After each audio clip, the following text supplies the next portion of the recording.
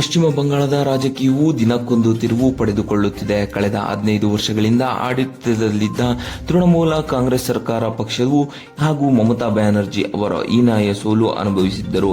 ಇದೀಗ ಪಶ್ಚಿಮ ಬಂಗಾಳದ ಮಾಜಿ ಉಪಸಭಾಪತಿ ಆಶೀಶ್ ಬ್ಯಾನರ್ಜಿ ಅವರು ಭಾನುವಾರ ಬೆಳಿಗ್ಗೆ ಬಿರ್ಭೂಮ್ ಜಿಲ್ಲೆಯ ತಮ್ಮ ಮನೆಯ ಬಳಿ ಇರುವಂತಹ ತೃಣಮೂಲ ಕಾಂಗ್ರೆಸ್ ಕಚೇರಿಯಲ್ಲಿ ನಿಗೂಢವಾಗಿ ಸಾವನ್ನಪ್ಪಿದ್ದಾರೆ ಎಂದು ಪಶ್ಚಿಮ ಬಂಗಾಳದ ಪೊಲೀಸರು ತಿಳಿಸಿದ್ದಾರೆ.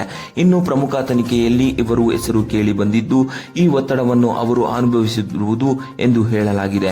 ಆಶೀಶ್ ಬ್ಯಾನರ್ಜಿ ಅವರ ಸಾವಿಗೆ ಸಂಬಂಧಿಸಿದಂತೆ ಪಶ್ಚಿಮ ಬಂಗಾಳದ ಪೊಲೀಸರು ಪ್ರಾಥಮಿಕ ವರದಿಯನ್ನು ಹಂಚಿಕೊಂಡಿದ್ದಾರೆ. ಇದರ ಪ್ರಕಾರ ಪ್ರಾಥಮಿಕ ತನಿಖೆಯಲ್ಲಿ ಇದು ಆತ್ಮಹತ್ಯೆ ಪ್ರಕರಣ ಎಂದು ಪರಿಗಣಿಸಲಾಗಿದೆ.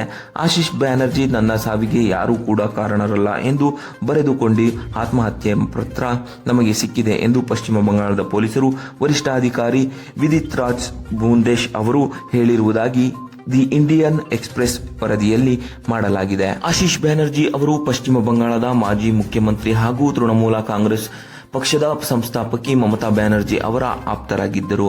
ಇನ್ನು ಆಶೀಶ್ ಬ್ಯಾನರ್ಜಿ ಅವರು ಪಶ್ಚಿಮ ಬಂಗಾಳದ ಆಶೀಶ್ ರಾಂಪುರನ ವಾರ್ಡ್ ನಂಬರ್ 5ರ ಹಟಾಲತ್ಪುರದಲ್ಲಿ ವಾಸಿಸುತ್ತಿದ್ದರು. ಆದರೆ ತೃಣಮೂಲ ಕಾಂಗ್ರೆಸ್ ಪಕ್ಷದ ಕಚೇರಿಗೆ ಬಂದು ಅವರು ಆತ್ಮಹತ್ಯೆ ಮಾಡಿಕೊಂಡಿರುವುದು ಹಲವು ಅನುಮಾನಗಳಿಗೆ ಕಾರಣವಾಗಿದೆ.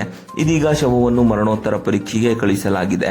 ಮರಣೋತ್ತರ ಪರೀಕ್ಷೆಯ ಫಲಿತಾಂಶ ಬಂದ ಮೇಲೆ ಅದರ ಆಧಾರದ ಮೇಲೆ ತನಿಖೆ ಮುಂದುವರಿಸಲಾಗಿದೆ ಎಂದು ಪಶ್ಚಿಮ ಬಂಗಾಳದ ಪೊಲೀಸ್ ಅಧಿಕಾರಿಗಳು ಮಾಹಿತಿ ನೀಡಿದ್ದಾರೆ. ಇನ್ನು ಆಶೀಶ್ ಬ್ಯಾನರ್ಜಿ ಅವರು ಬರೆದಿದ್ದಂತಹ ಡೆತ್ ನೋಟ್ನಲ್ಲಿ ಬ್ಯಾನರ್ಜಿ ಅವರು ತಾವು ನಿರಪರಾಧಿ ಎಂದು ಹೇಳಿಕೊಂಡಿದ್ದು ತಮ್ಮ ರಾಜಕೀಯ ಜೀವನದುದ್ದಕ್ಕೂ ಭ್ರಷ್ಟಾಚಾರದಲ್ಲಿ ಭಾಗಿಯಾಗಿಲ್ಲ ಎಂದು ಹೇಳಿದ್ದಾರೆ.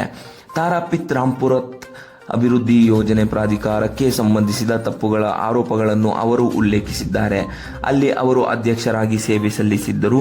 ಇನ್ನು ಆಶೀಶ್ ಬ್ಯಾನರ್ಜಿ ಅವರು 5 ಬಾರಿ ಶಾಸಕರಾಗಿದ್ದರು. ಆಶೀಶ್ ರವರ ಸಂಬಂಧಿಯೊಬ್ಬರ ಪ್ರಕಾರ ಸ್ವಾತಂತ್ರ್ಯ ದಿನಾಚರಣೆಯಂದು ಮಾಜಿ ಶಾಸಕರು ರಾಷ್ಟ್ರದ ಧ್ವಜವನ್ನು ಹಾರಿಸಿದರು ಮತ್ತು ಇಡೀ ದಿನ ಪಕ್ಷದ ಕಚೇರಿಯಲ್ಲಿ ಇದ್ದರು ಎಂದು ಹೇಳಿದ್ದಾರೆ. ರಾಂಪುರತ್ನಲ್ಲಿ 5 ಬಾರಿ ಮಾಜಿ ಶಾಸಕರಾಗಿರುವ ಆಶೀಶ್ ಶಾಲಾ ಶಿಕ್ಷಣ ಸಚಿವ ಮತ್ತು ಕೃಷಿ ಸಚಿವರಾಗಿಯೂ ಸೇವೆ ಸಲ್ಲಿಸಿದರು. ಅವರ ಇಂದಿನ ವಿಧಾನಸಭೆಯಲ್ಲಿ ಉಪಸಭಾಪತಿಯಾಗಿದ್ದರು ಮತ್ತು 2026ರ ಚುನಾವಣೆಯಲ್ಲಿ ಬಿಜೆಪಿ ವಿರುದ್ಧ ಸೋತಿದ್ದರು.